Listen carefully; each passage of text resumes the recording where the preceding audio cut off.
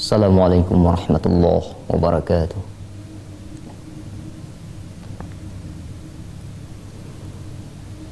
A'udzu billahi minasy syaithanir rajim.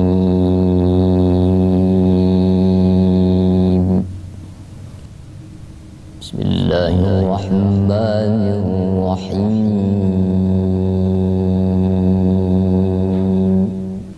Wa in ahadun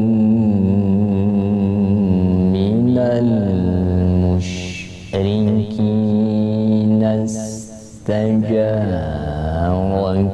فأجره حتى يسمع كلام الله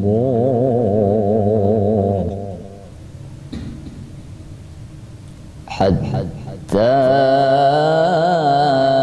يسمع كلام الله ثم أبلغه مأمنه ذلك بأنهم قوم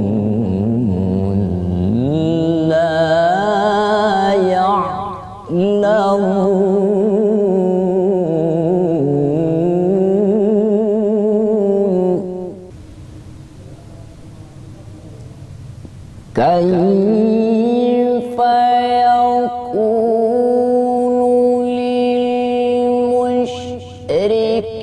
للمشركين عهد عند الله وعند رسوله إلا الذين عاهدتم عند المسجد الحرام فما استقاموا لكم فاستقيموا لهم إن الله يحب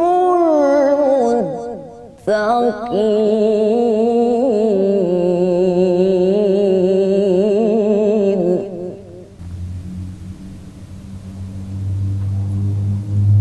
كيف يكون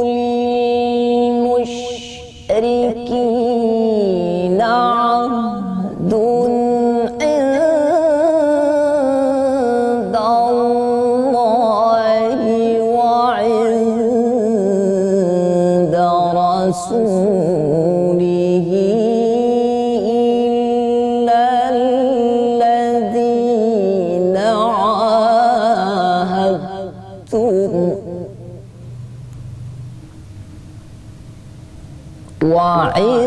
وعند رسوله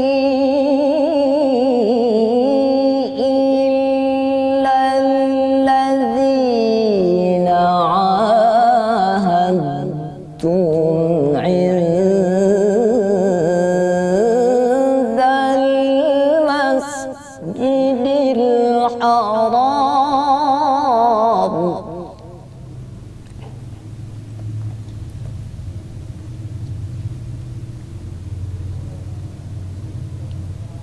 فما استقاموا لكم فاستقيموا لهم إن الله يحب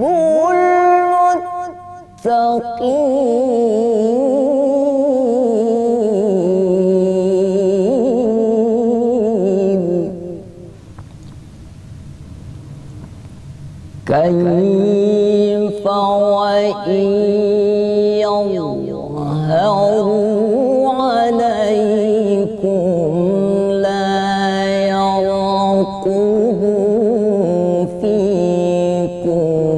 إلا ولا ذمة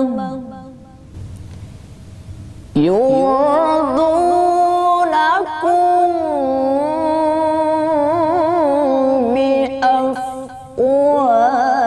بأفواههم وتأبى قلوبهم وأكثرهم فاسقون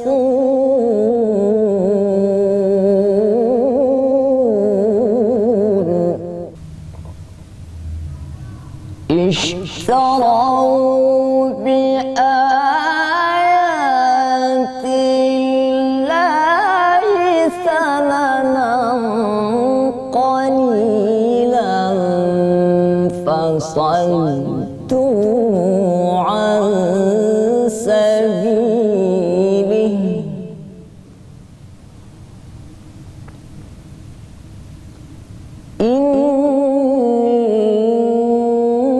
إنهم ساء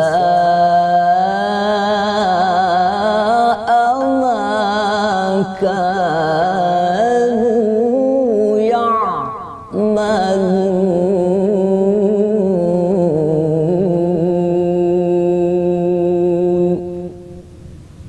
صدق الله العظيم.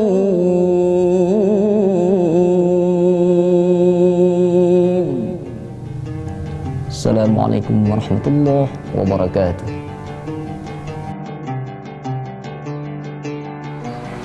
Aku berlindung kepada Allah dari godaan setan yang terkutuk dengan menyebut nama Allah yang Maha Pengasih, Maha Penyayang.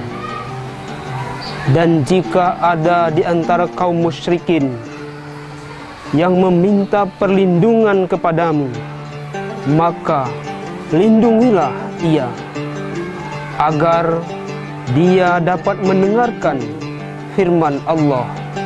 Kemudian antarkanlah dia ke tempat yang aman baginya.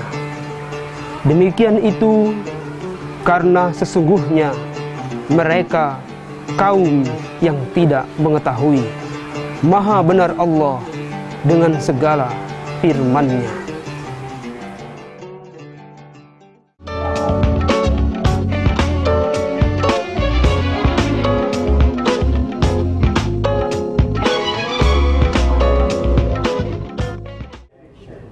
Assalamualaikum warahmatullahi wabarakatuh. Alhamdulillah wa syukurillah la ni'matillah wa la hawla wa la quwwata illa billah. Asyhadu an la ilaha illallah wa la syarikalah wa asyhadu anna Muhammadan abduhu wa rasuluhu la nabiyya ba'da. Alhamdulillah, puji syukur kita ucapkan kehadiran Allah Subhanahu wa taala dan salawat dan salam tercurahkan kepada junjungan kita Nabi besar Muhammad bin Abdullah.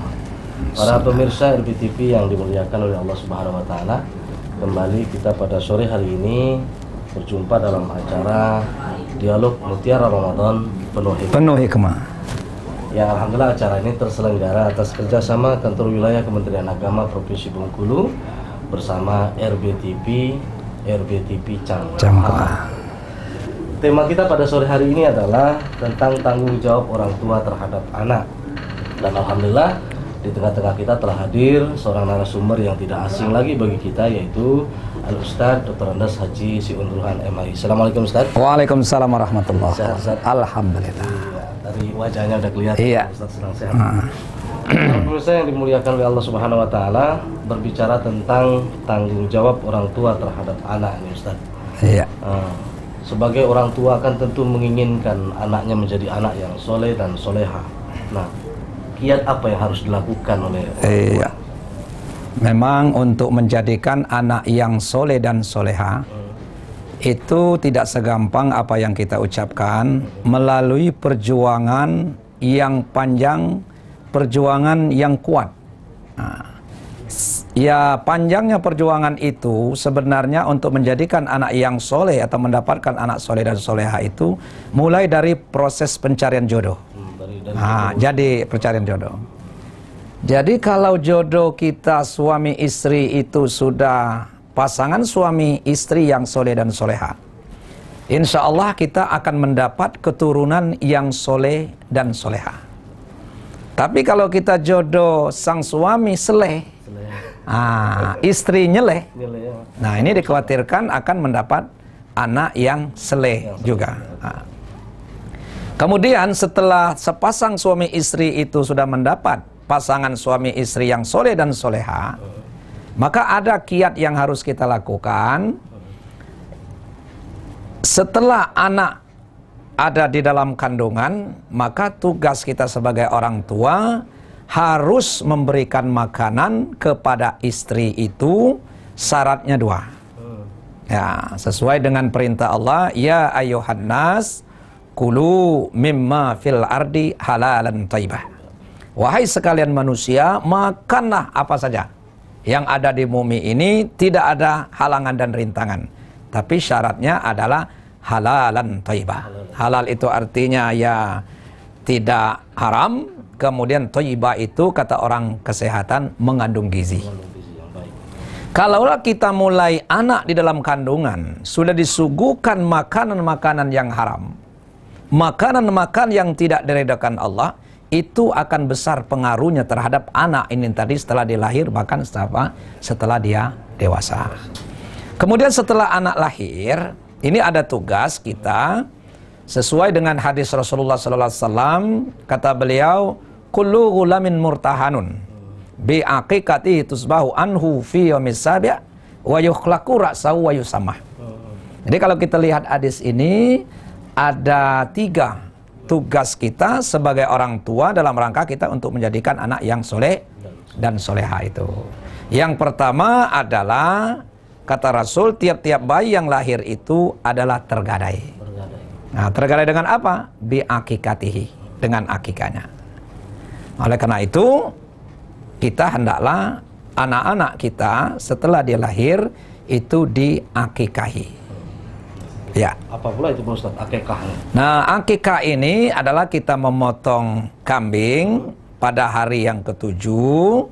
Kalaulah itu anak laki-laki, sunat 2 ekor kambing. Kalau anak perempuan 1 ekor pun cukup. Itu kalau kajian hukumnya gimana Pak? Iya. Kajian hukumnya memang para ulama bersisi pendapat tentang hukumnya, apakah ini wajib, apakah ini sunan, ataupun sunat muakkad. Ya. Kalau kita lihat dari pendapat Imam Syafi'i, ini mengatakan hukumnya adalah sunat muakkad. Walaupun ada ulama-ulama yang mengatakan itu wajib. Kenapa ulama menerjemahkan kata wajib?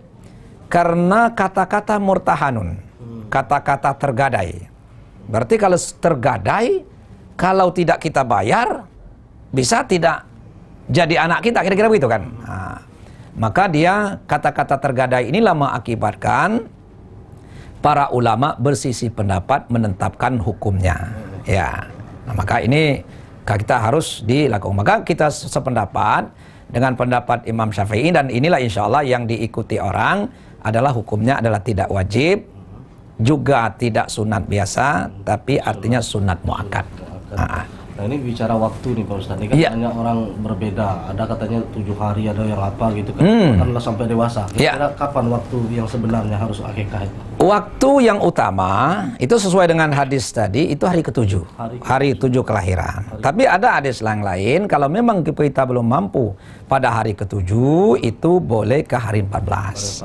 Andai kata juga hari ke-14 juga belum mampu, boleh hari ke-21.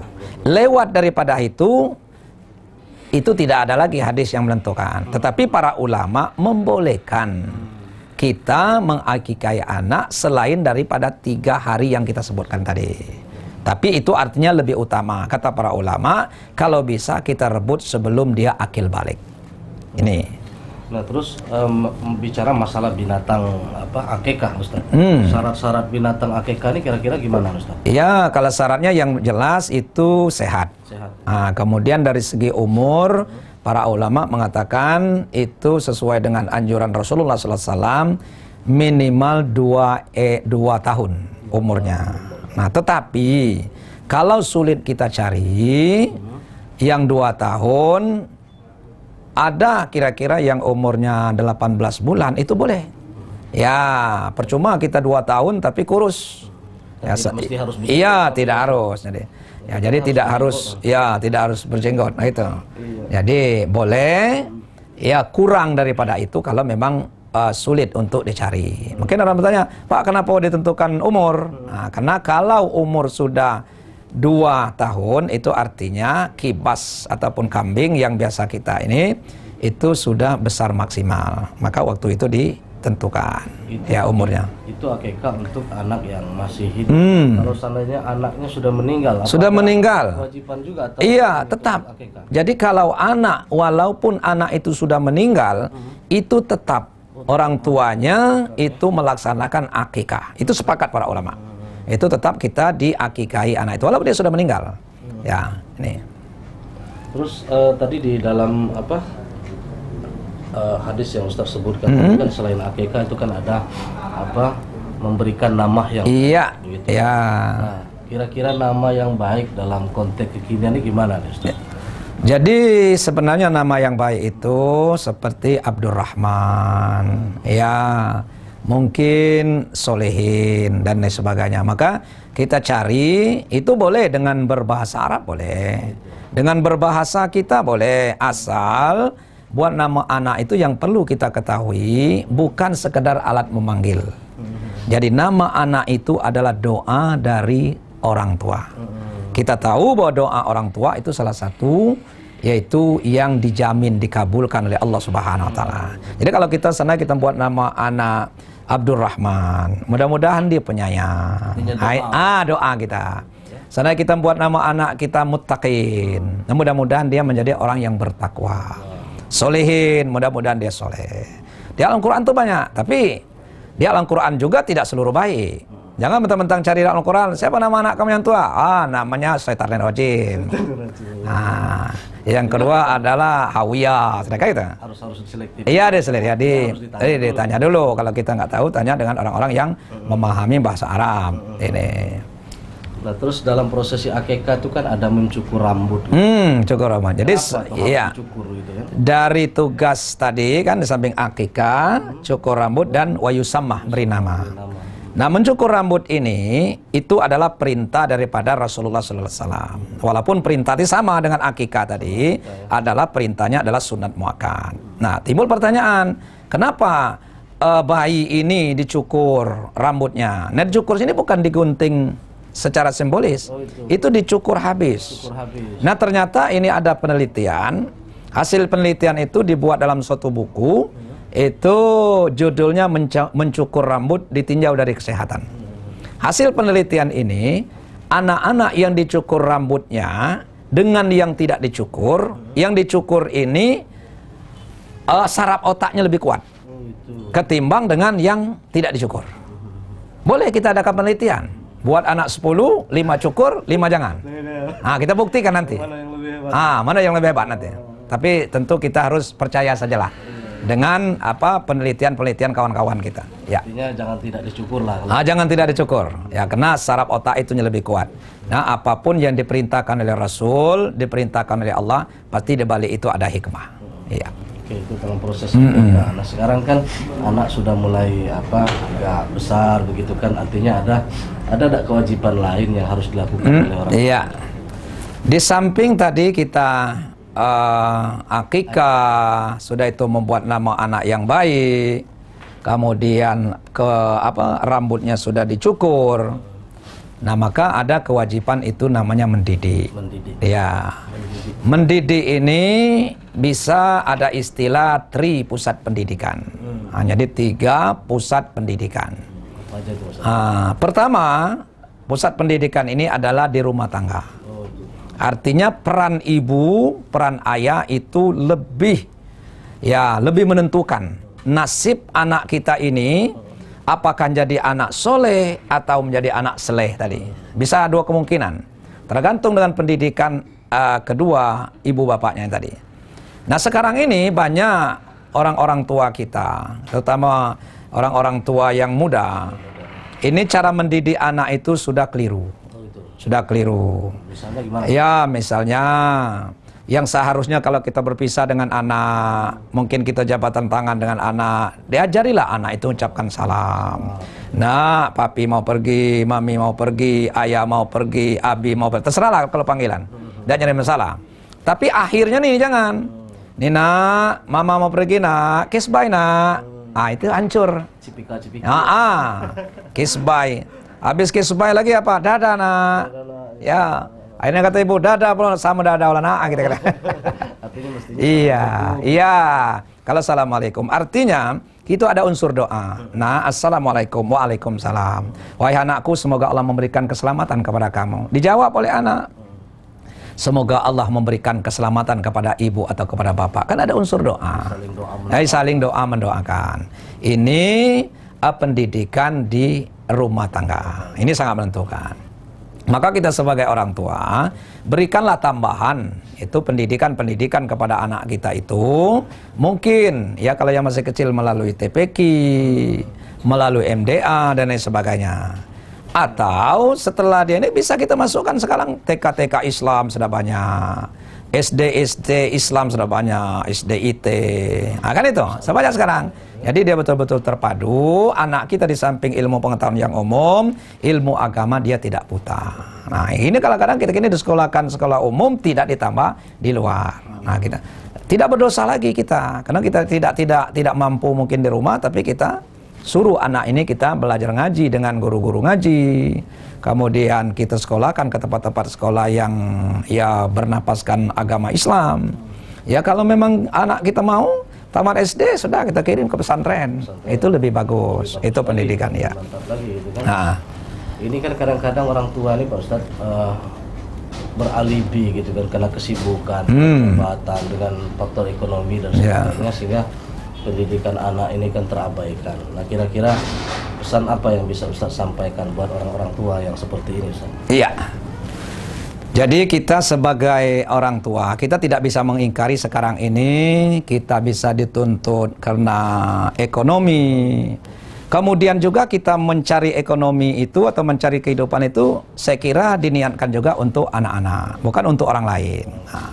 Namun kita juga jangan melalaikan tugas kita terhadap orang tua kita, terhadap anak-anak kita ya. Apa tugas kita tadi yang sudah kita lakukan, terutama pendidikan. Nah, maka adanya pendidikan yang tidak langsung, ada yang pendidikan secara langsung. Secara langsung itu tadi, kita ajarkan anak-anak kita. Secara tidak langsung, mari kita kirim anak-anak kita ke sekolah-sekolah yang berbau pendidikan agama. Ya insya Allah, anak kita akan menjadi anak yang soleh, akan menjadi anak yang soleha, dan insya Allah inilah yang menjadikan nanti pusaka bagi kita adalah pusaka yang abadi. Insya Allah akan diciptakan menjadi anak yang baik dan anak yang soleh dan soleha. Amin. Terima kasih Ustadz, Ya. ini mohon maaf karena keterbatasan waktu Ya. kita ini. Jadi mudah-mudahan apa yang tadi Ustadz sampaikan menjadi sumber inspirasi bagi kita dan bisa kita aplikasikan dalam dunia nyata. Wabil khusus adalah untuk mencetak anak-anak kita yang menjadi anak yang soleh. Ya. Amin. Terima kasih Ustadz, para pemirsa yang dimuliakan oleh Allah Subhanahu Wa Taala. Demikian kebersamaan kita dalam acara Dialog Mutiara Ramadan penuh hikmah. Penuh Dan hikmah. alhamdulillah kebersamaan kita telah berakhir dan mudah-mudahan kita dapat berjumpa dalam acara yang sama dan waktu yang sama pada besok hari. Saya atas nama kru yang bertugas mengucapkan terima kasih atas perhatian Bapak Ibu sekalian dan mudah-mudahan kita semua puasa kita diterima oleh Allah Subhanahu Wa Taala. Amin. Apa yang telah kami sampaikan ini nanti bisa bermanfaat untuk kita semua. Akhir kalam, wassalamualaikum warahmatullahi wabarakatuh.